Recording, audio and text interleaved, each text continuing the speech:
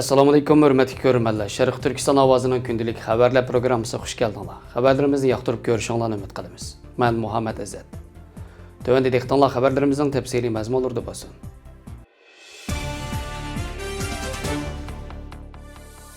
Xitoy tashqi ishlar ministri Wang Yi 6 davlatni o'z ichiga olgan rayonlik ziyoratlar doirasida 24-mart kechda Turkiyada ziyoratda bo'lgan. Anqarada Xitoy tashqi ishlar ministri Wang Yi bilan ayrim va hay'atlararo uchrashuvlar olib berilgan bo'lib, Çavuşoğlu hay'atlararo uchrashuvlar orasida bergan bayonotida Xitoy davlat raisi Xi Jinpingning Turkiyada ziyorati bo'lishidan xursand bo'ladiganliklarini, bu doirada ikki davlat o'rtasidagi munosabatlarni strategik sheriklik saviyasiga yetkazishni xohlaydiganliklarini eskartish bilan bir vaqtda tashqi ishlar ministrlari maslahat kengashi mexanizmi yig'inining keyinroq keng doiralik o'tkazilganligini bildirgan. İki minister Xitoy virusi vaksin sohasida o'tkazilgan va Turkiya-Xitoy o'rtasidagi hamkorlik namoyon qilingan foto surat ko'rgazmasini ekskursiya qilgan. Wang Yi Cumhur Reis Recep Tayyip Erdoğan tarafidan muqobil qilinib, ikki davlat munosabatlari, rayonlik va xalqaro o'zgarishlar haqida o'zaro fikr almashtirgan. 2020 yili 18 dekabrdan e'tiboran Xitoy Istanbul konsulxonasining oldida oilamlarda millat navbatda faoliyatini olib berayotgan lager qurbonlari yaqinlari faoliyatining 98-kunida Xitoy tashqi ishlar ministrining Turkiya ziyoratini ayblab, Turkiyadagi Uyg'ur jamoati, kishilik huquq faoliyatchilari va axborot vositalari axborot e'lon qilish yig'ini o'tkazdi. O'xshash vaqtda Sharq Turkiston Ma'arif va hamkorlik jamiyati, Sharq Turkiston tashkilotlar birligi, Uyg'ur akademiyasi qatorliq 29 nopusliq Uyg'ur tashkilotining ovoz qo'shishi bilan Istanbul Bayazit maydonida axborot e'lon qilish yig'ini o'tkazildi. Yig'inga Turkiyadagi Uyg'ur siyosiy va kishilik huquq tashkilotlarining mas'ullari, jamoat arboblari va nopusliq axborot vositalari qatnashdi. Anqaradagi Xitoy elchixonasining oldida Turkiyadagi o'ktish partiyalarining parlament a'zolari norozilik namoyishi o'tkazdi.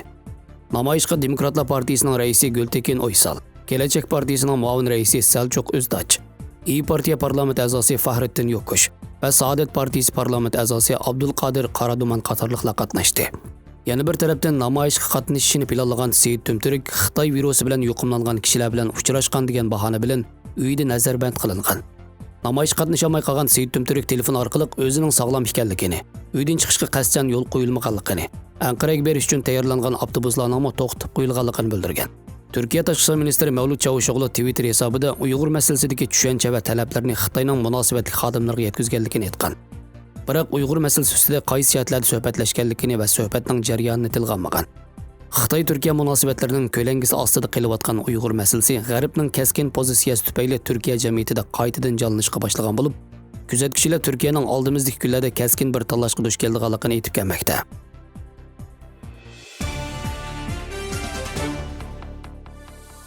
Xitoy doiralari Sharq Turkiston siyosati sababidan xalqaro jamiyatning nishoniga aylanmoqda.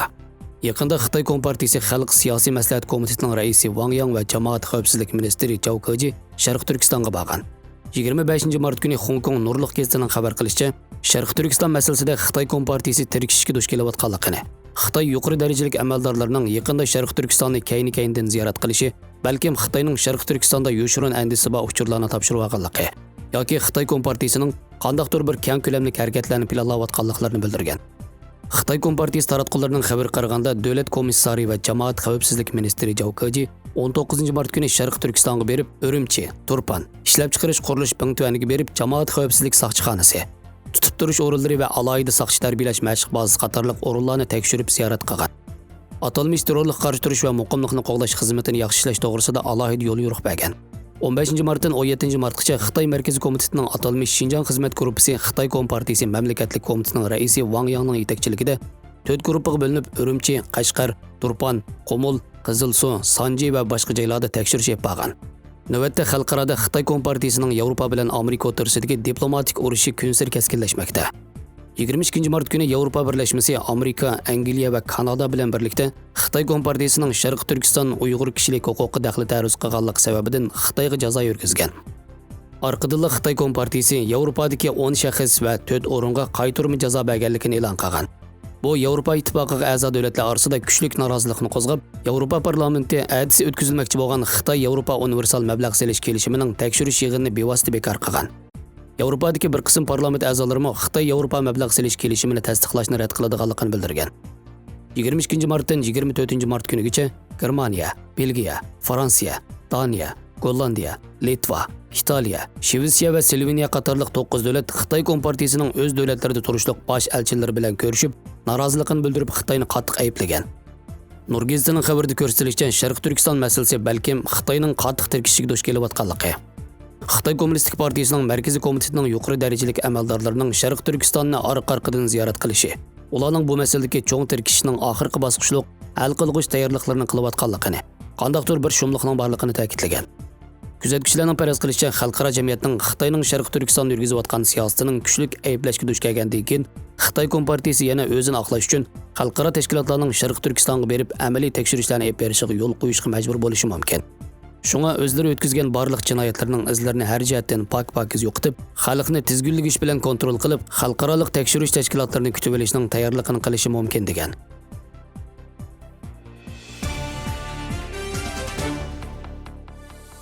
Xitoy virus yuqumining og'ir vaziyati sababidan Yevropa Ittifoqi 25-martdan 26-martgacha Brusselda o'tkazilgan yangi bir navbatlik yig'inni sin ko'rinish shaklida o'tkazdi.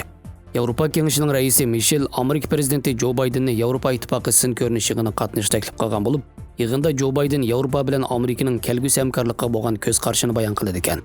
Buningdan boshqa Xitoy virusiga qarshi vaksinasining ta'minlanishidagi qiyinchilik va Yevropa Ittifoqi bilan Turkiya o'rtasidagi jiddiychilik boshliqlar yig'inining muhim nuqtasiga aylangan ekan. Yevropa Ittifoqi sin ko'rinish yig'inidan bir qancha kun ilgari Turkiya Istanbul ahdnomasi deb atalgan Yevropa Kengashining ayollarga zo'ravonlik va oila zo'ravonligiga qarshi turish ahdnomasidan chekinish to'g'risida prezident farmoni chiqargan. Turkiyaning eng chong o'ktish partiyasi darhol uni tanqid qilgan. Ayollar tashkilotlari kishilarni namoyish qatnashga chaqirib qilgan. Sipros va Gretsiyamo Turkiyaga texnik qattiq jazo berishni talab qilgan.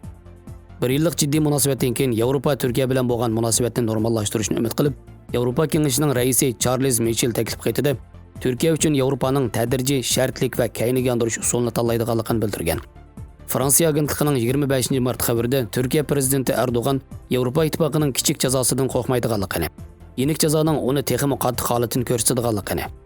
Amerika saylimidan burun Erdo'g'an biz Yevropa Ittifoqining jazo tahdidiga parvo qilmaymiz deb qayta o'tirib qo'yganligini ta'kidlagan. Bir qancha hafta ilgari Yevropa bilan bo'lgan munosabatni yaxshilash uchun Turkiya Sharq O'rta dengiziga avatilgan neft va tabiiy gaz charlash paraxodlarini chekindirgan. Ammo Brusseldan kelgan xabarlarda ko'rsatilishicha, Xitoy virusi yuqum krizisi Yevropa Ittifoqi boshliqlar yig'ini sin ko'rinish yig'iniga o'zgartgan bo'lib, sin ko'rinish yig'ini usulining muhim masalalarda keng doirada munozara qilishga bo'lmaydiganligi sababli Turkiyaga davomli qattiq jazo yurgizish yoki yurgizmaslik to'g'risidagi qarorning bu yil iyul oyiga kechiktirilganligini bildirgan. Boshliqlar yig'inida yana Rossiya masalasi to'g'risidagi munozara amaldan qoldirilgan bo'lib, o'zaro xabar almashtirish shakliga o'zgartirilgan. Charles Michel Yevropa Ittifoqi boshliqlar sin ko'rinish yig'inidan keyin o'tkazilgan muxbirlarni kutib olish yig'inida Turkiya to'g'risida to'xtalib, Turkiya bilan bo'lgan munosabatni taraqqiy qildirishni umid qiladiganligini, Turkiyaning ijobiy va mo'tadil pozitsiyada bo'lishini qayd qilgan.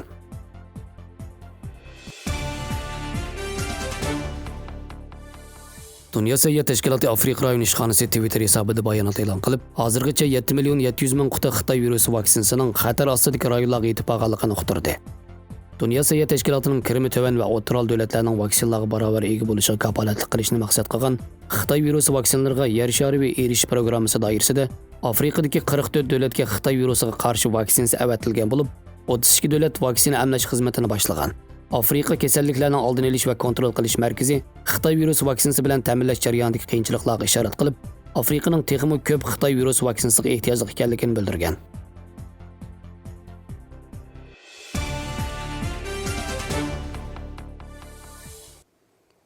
Xabarlarimizni ko'rganingizga rahmat. Ko'rishguncha omon bo'linglar. Xayr xo'sh, Allohga omonat.